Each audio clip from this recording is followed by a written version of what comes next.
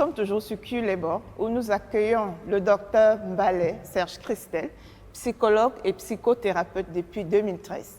Il consulte aussi bien en clinique, en ligne qu'en entreprise.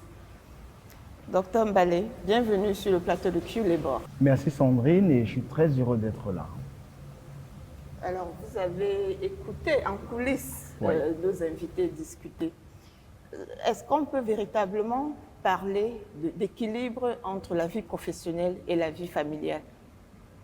Alors, dans un premier abord, je dirais simplement qu'il faudrait d'abord noter que chaque personne est différente. Donc, chacun a son seuil de tolérance et son seuil de résilience. Donc, quand on parle d'équilibre, oui, on peut trouver l'équilibre, mais cela va demander beaucoup de communication, d'accord? Je donnerai un exemple. Créer des routines, être un peu plus présent grâce aux réseaux sociaux, etc., lorsqu'on ne peut pas l'être. Être présent au plan familial? Oui, Okay. Bien sûr. Être présent réellement là, grâce aux réseaux sociaux, créer des routines, que ce soit avec le partenaire qui est présent, c'est-à-dire qui est sédentaire, avec les enfants. Je donnerai quelques astuces comme ça on va voler. Avec les enfants, par exemple, tous les matins, on pourrait les appeler par vidéo, savoir comment ils ont dormi, quelles chaussures ils vont porter, partager également son vécu. Moi, je fais ceci, moi, je vais à tel endroit, voilà ce que j'ai porté, je vais rencontrer telle personne. Quand on rentre à la maison, vraiment, on est à la maison et on maximise toute son énergie, tout son temps, vraiment pour ses êtres chers. Ça peut être créer des sorties, créer de la joie en fait. Et ça peut même faire un renforcement positif parce que lorsqu'on n'est pas là, les enfants attendent que le parent revienne. On peut dire, papa revient dans 2 semaines, maman revient dans 3 jours, etc. Qu'est-ce que tu veux dire à papa? Est-ce que tu as fait un dessin? Est-ce que tu as fait comme ça? Ça fait que l'enfant entre dans ce schéma en fait. D'accord. Donc quand le parent aussi est là, que tout le monde puisse profiter et surtout pas de mensonges dans ces cas-là. Troisième point, qui est le plus compliqué, être présent dans tous les moments importants. Baptême, deuil, anniversaire, ça c'est par contre le plus compliqué. Mais si on arrive vraiment, ça c'est très rare d'y arriver, il faut être honnête, mais cela demandera beaucoup d'organisation et des ajustements quotidiens. Voilà. Quand vous parlez de pas de mensonges, vous faites référence au problème de confiance? Comment je vais dire? C'est-à-dire, souvent, quand le parent n'est pas là, il a tendance à dire que je vais flatter, peut-être à dire « ouais, je vais rentrer demain ». Et subitement, peut-être que s'il y a un imprévu, dire qu'il y a un imprévu. Ne pas dire « je rentre demain » sachant qu'il va rentrer dans 2 jours, juste parce qu'il ne veut pas être embêté, n'est-ce pas? Ou bien pour flatter les enfants, pour que les enfants puissent se calmer d'abord. Il faut être honnête, en fait. Des personnes, des travailleurs, dans le cadre de vos consultations, qui vivent ce problème, cette dualité-là, à concilier la vie professionnelle et la famille, ou la vie sociale même. Bien sûr que j'en rencontre, mais il faudrait noter que quand un parent vient déjà vers moi, c'est qu'il y a forcément de la souffrance, n'est-ce pas? Donc c'est qu'on parlera déjà peut-être de problèmes de santé mentale. Et il ne faut pas oublier que quand on parle de problèmes de santé mentale, il y a ce qu'on appelle aussi les symptômes psychosomatiques. Donc des fois, un parent ne comprend pas, j'ai l'impression d'être bien, mais j'ai tout le temps des bobos, j'ai des courbatures qui ne finissent pas, j'ai des problèmes gastriques qui ne finissent pas, etc. Donc, après avoir fait le tour de tous les spécialistes dont on leur recommande, allez voir un psychologue. Vous avez embrayé là sur ma deuxième question, Exactement. Qui était de savoir si le travailleur s'expose donc à des problèmes de santé mentale. On parle depuis quelques années de burn-out. Est-ce que vous pouvez nous en dire un mot, s'il vous plaît? Alors oui, lorsqu'il y a des équilibres entre vie professionnelle et vie personnelle, le mot qui revient souvent, c'est le burn-out. D'accord? Donc forcément, épuisement professionnel, avec une perte de motivation, une fatigue qui ne s'estompe pas malgré le repos. Mais le burn-out n'est pas seulement parce qu'on a un déséquilibre dans la vie affective, dans personnelle. Ça peut être dû aux exigences élevées du travail, etc. et qu'on ne trouve pas du temps pour soi. Okay. Donc, après le burn-out, si vous me permettez, je vais continuer. Oui, bien sûr, nous pouvons avoir de l'anxiété, du stress aigu. Et quand on parle d'anxiété, donc on parlera de troubles alimentaires, troubles du sommeil, troubles gastriques, céphalée, irritabilité, problèmes cardiovasculaires. Il y a tellement de symptômes psychosomatiques qui vont avec. Autre problématique, nous allons rencontrer sur le sentiment de culpabilité. Le parent qui est souvent absent peut se ressentir de la culpabilité. Je ne suis pas souvent là.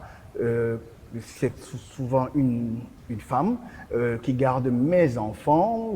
Voilà, est-ce que je suis une bonne mère, etc.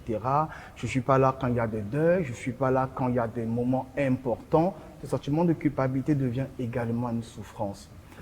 On va aussi noter les moments de solitude qui vont avec, des moments d'isolement même en vérité.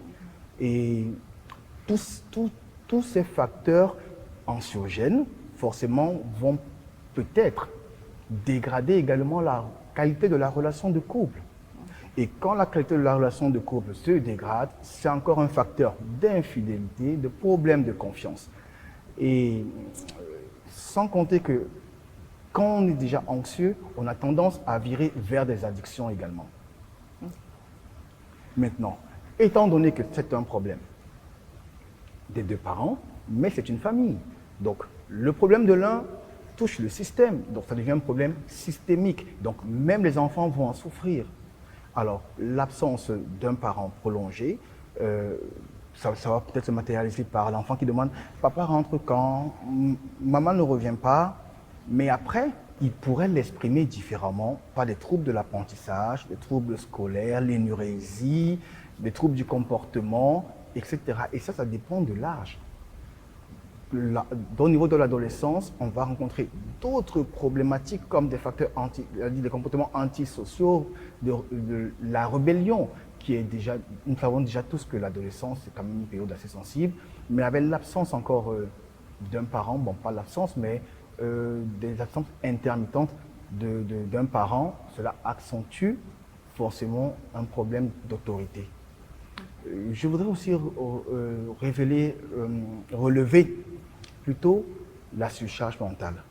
C'est-à-dire quoi? Et là, je vais beaucoup parler du sexe féminin de la maman. Lorsque la maman, déjà, quand c'est elle qui est sédentaire et que le père n'est pas là, il y a une surcharge. Parce que, c'est elle qui doit tout gérer. Le père, souvent, c'est l'autorité, il envoie l'argent, etc. Elle gère tout. Et c'est une surcharge tellement immense de jouer les deux rôles. Et le pire, c'est que quand elle va jouer ce rôle, elle sera obligée d'être autoritaire. Donc, elle passera encore pour le parent, le méchant parent. N'est-ce pas? Ouais. Il faut prendre en compte qu'il va accentuer forcément le sentiment de culpabilité.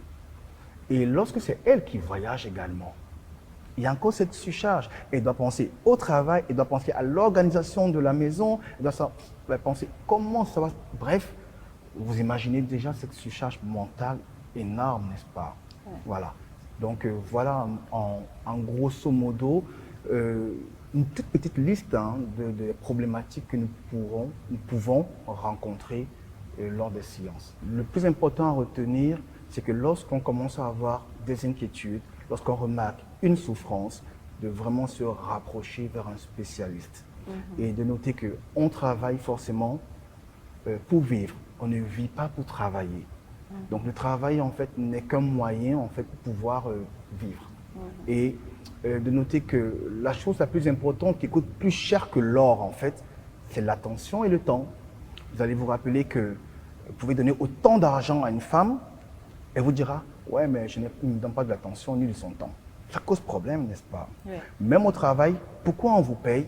Parce que vous donnez de votre temps et de votre attention, connaissance, expérience et tout cela. Donc c'est la seule valeur qui coûte excessivement cher.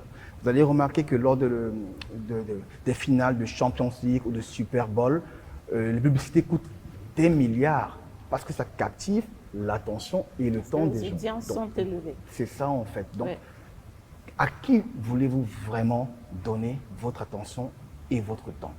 Vraiment répondre à cette question pourrait aider que ce soit les téléspectateurs, mais aussi le panel présent à trouver son équilibre. Okay, thank you very much, Dr. Mbale, for sharing these insights with our televiewers.